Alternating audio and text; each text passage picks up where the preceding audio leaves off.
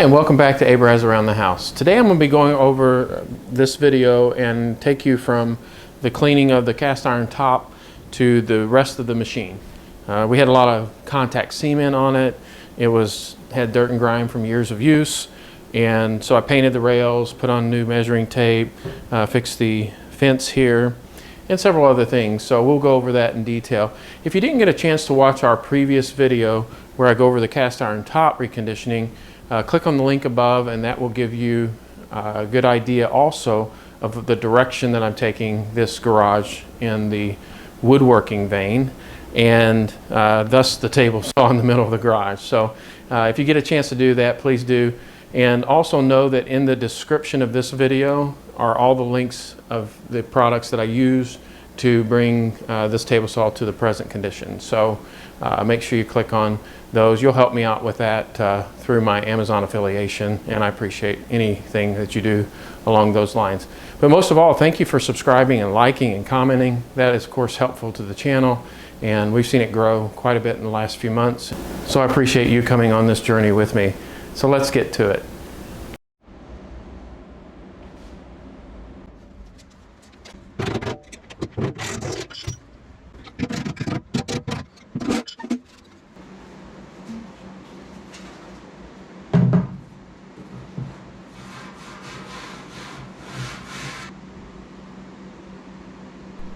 I used acetone on it first, and to keep it from evaporating too quickly, I would use it on a towel, and I would use it on both sides, get it saturated, and then try to scrape it off. I found it needed gloves with this for sure, and it would come off pretty good. Of all the things I tried, this did work the best, but it is a process.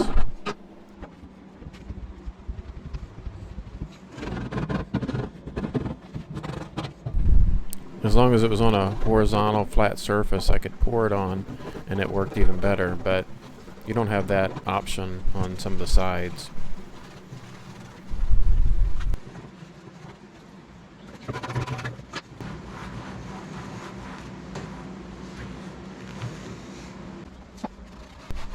Just worked my way around the table and just had to be patient.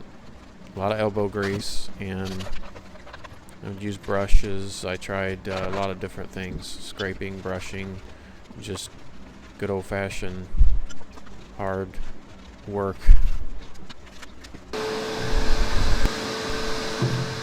vacuumed out as much as I could. Prior to purchasing it, someone had used it for a lot of particle board, so there's a lot of dust in all parts of the table saw. I would use vacuum cleaners. I found that the best method was to use my vacuum cleaner, my shop vac, and then blow it with another tool at the same time, and it helped keep the dust down a little bit better. These Scotch Brite pads worked really good with the acetone. The problem is it just is a little messy, and but it provided a little bit more abrasion and seemed to take it up a little faster.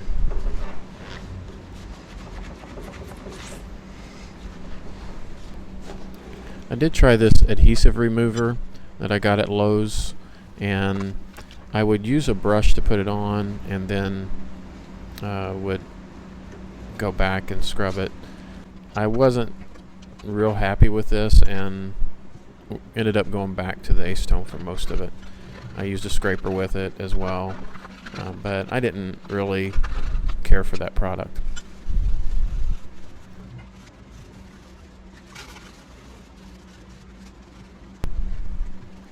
Though I ruined a few microfiber towels in the process, I really liked the microfiber towels to use on the surface. It really worked very well.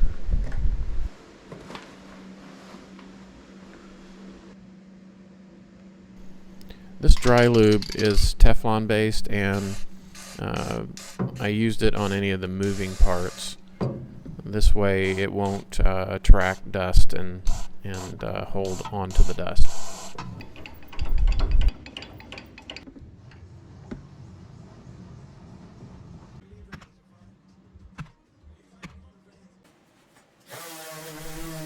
So on this portion, I really didn't have to paint this, but if you know me, you know that the detail is important. So I went through and started with this throat plate.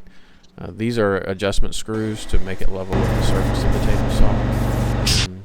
So just cleaned that up, painted it, gave it a nice fresh look.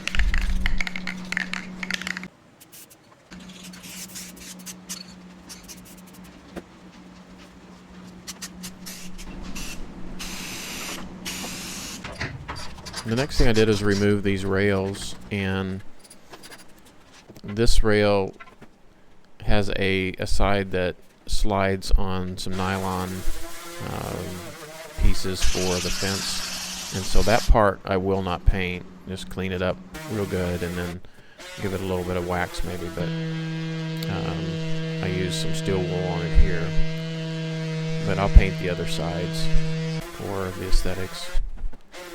You will notice in this video that I'm not using any background music, and so those of you who have given me some comments on that, let me know if you like it with or without the background music.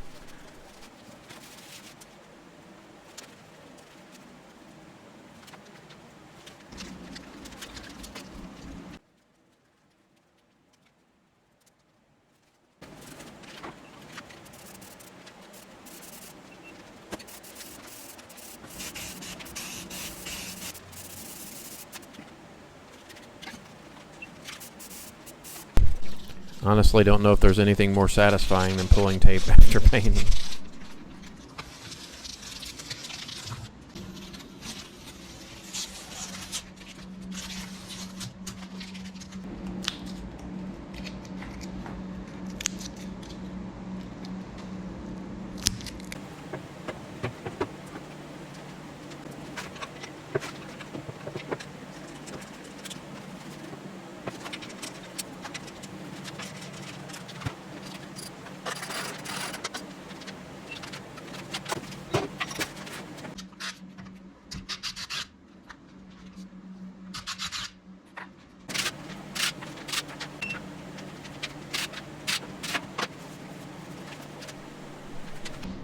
Here with the rail, I needed to replace one side because of some damage, so just picked that up from Grizzly and replaced that.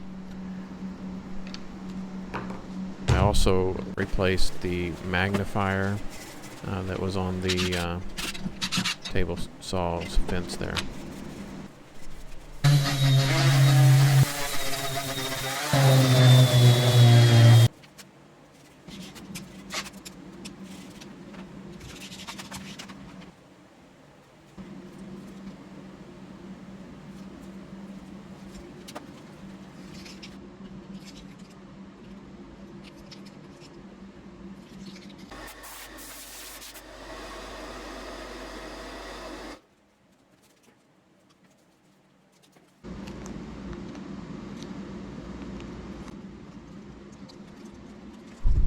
Right there below you can see those nylon glides that I'm covering up. Those will run against that bare side of the rail. So I wanted to make sure no paint hit those for sure.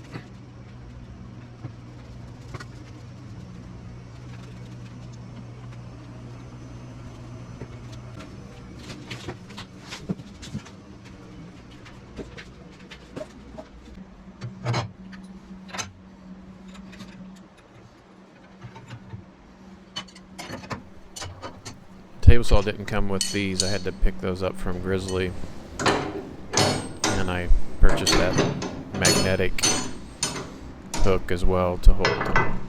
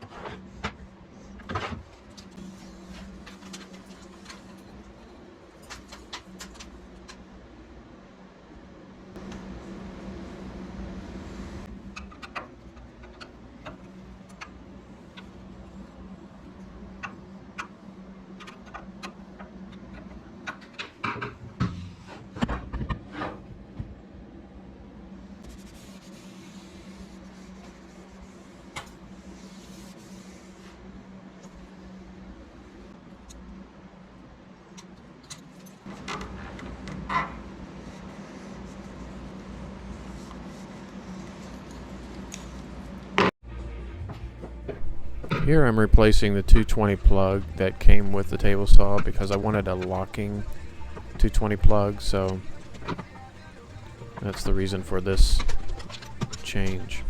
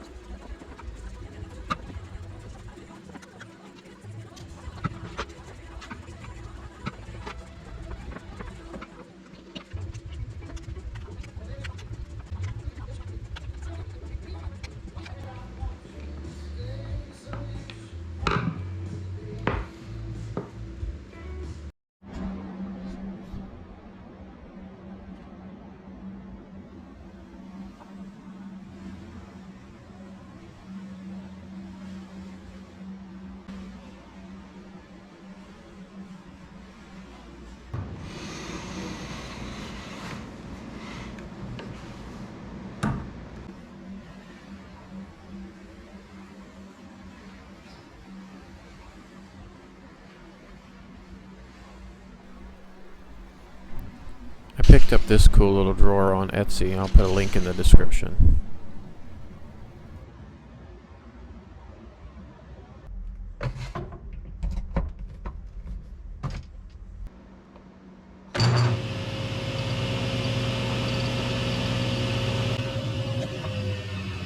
Thank you once again for viewing the video, and if you would like to take a little closer look at some of the things that I've done in the garage, make sure you click on the playlist of the garage projects, and we look forward to adding even more to that as we move along. And I appreciate you dropping by and visiting the channel today. God bless and have a good day.